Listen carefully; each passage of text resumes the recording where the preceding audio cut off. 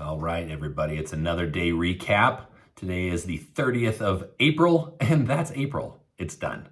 Wow. 2024. Today was awesome. It was awesome. I got another 4.2 hours logged. Not a bad day in terms of accumulating hours in my wee beginning of my growth towards my pilot's license. But yeah, I mean, I'm at 16 hours in the first 6 days in the air. That's not bad. Today we did try to get into traffic pattern work done at Centennial. We made one round and then they closed the pattern and sent us to the Northwest. I haven't gotten to the Northwest before. So we headed towards Broomfield, if you don't know where that is. I don't know, look it up if you care. But you guys, driving along the path, excuse me, take two and this time do it better. Flying along the path of I-25 and seeing all these buildings that you've driven by from this perspective, like I'm such a nerd. I love it. I love it. And then you have to call Metro Tower, and by you I mean I did, because I'm still working on my radio work. And then they respond to you, and then you go, oh crap, what do I say now? Then they switched me over to I guess there's a backup tower, you know, just in case. And so I had to call that one, and then they're like, all right, fly heading towards this lake with a name. I don't know. I picked the biggest body of water. I figured that's what they meant. Bonnie was like, yeah, I can't see it on my flight, so we're going for it. Kidding aside, we knew kind of what we were doing. So we headed up to BJC and did touch and goes. As you'll recall from yesterday, I did 4, I think it was yesterday. We did 8. We did 8 there. 8? So 8 takes a hot minute, and then you start getting kind of what I just termed today mind mush. And you go, all right, another left turn at hopefully 30 degrees. And then hopefully you line up your downwind leg somewhat parallel with the runway in the opposite direction. Well, a little trick that most of you aviators know, and I just learned recently, is if you point your heading at the direction of the opposing runway, you're pretty parallel. So we were coming in, getting clearance to land on 30 left. I say left because she and I said back to each other several times, left. Okay, left. You don't want to go to 30 right if they say 30 left. It's not great.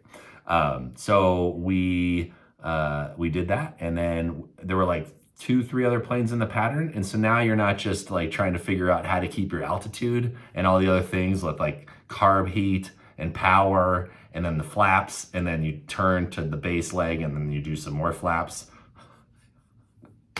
I think I play a pilot on TV because Bonnie seems to be very proud of me.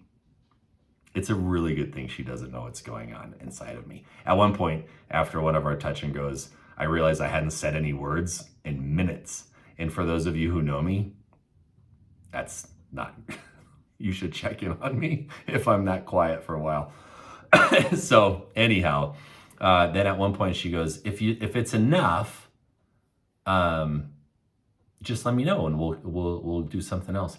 And I realized at that point I was so tensed up. I have my right hand on the throttle. I have my left hand on the yoke, and I am white knuckling this thing. You guys, if you haven't, you don't need to just hang on to this thing. Like, I'm sweaty palmed. It was, I mean, not my finest moment. And then your legs, my feet are on the rudders, like dancing. We like to call it dancing on the rudders a little bit, just to keep it where you want it to be. I don't know which way I'm dancing. I'm gonna step on your toes. Is the plane my partner in dancing? Maybe. I don't know. At any rate, she was like, my dance card is full. After 8 dances, you got to get that. You don't have to go home. You got to get up out of here. So we requested an exit. Again, I'll get the wording. You guys look back at this 6 months from now and you'll be like, oh, he's figured it out a bit. So we decided we got a clearance to fly straight out after our last touch and go. And then we had the pleasure, I might say, of just flying alongside the foothills as we made our southern route back towards Centennial. And we flew over Golden, I flew over the Coors facility, got a little thirsty, I'm not gonna lie. And then to the right was Red Rocks. Not many people get to see Red Rocks from 1,500 feet above Red Rocks. I got to, and I got a picture of it. And that was kind of fun because there's been some pretty great concerts there. Anyhow, then we headed back towards, we aimed for Chatfield Reservoir and then ended up flying back over 470. For those of you who are watching this who don't know the area, I'm so sorry. I hope you enjoy the humor, even though you're like, wrap it up, dude. In any case, I did the radio call back into Centennial, and we did a, what's it called? Midfield approach with it's a left downwind, but you turn right first to get into left downwind and then a left base, and then we landed. And that was the first flight. I bet you thought I was done. All right. Maybe I should be done, but I'm not. So then in the afternoon, we did touch and goes at Centennial. I believe we did 5 of them. A little tougher, a lot of traffic. A lot of having the tower say, I'm gonna call your base, which is like, easy, bro. Like, I know what I'm doing. And then he's like, yeah, but you don't know where any other planes are. And I go, I don't. That's good. So you'd listen to air traffic control. They were nice. Oh, in totally other news, as I was going from ground to tower today, they said, all right, monitor tower. And I said, over to tower 332, good day. I said, good day. And they said, good day back. All right, I just felt like a super cool pilot at that point. So we did some traffic pattern work there, and then we ended up taking some additional ground maneuvers southeast of the Denver area. I did what is it called? Circles around a point. I might need to be a seamstress. My circles, you guys, were good. I'll figure out how to like post my circles. But for the first guy, I didn't even lose altitude. I kept that 7,500. I was doing circles around this antenna I found out in the middle of nowhere. And then we did some S-turns across a road, also pretty decent, also kept altitude. And then we simulated engine failure, which is important because if it happens, you should know what you want to do, even though you don't really ever want that to happen.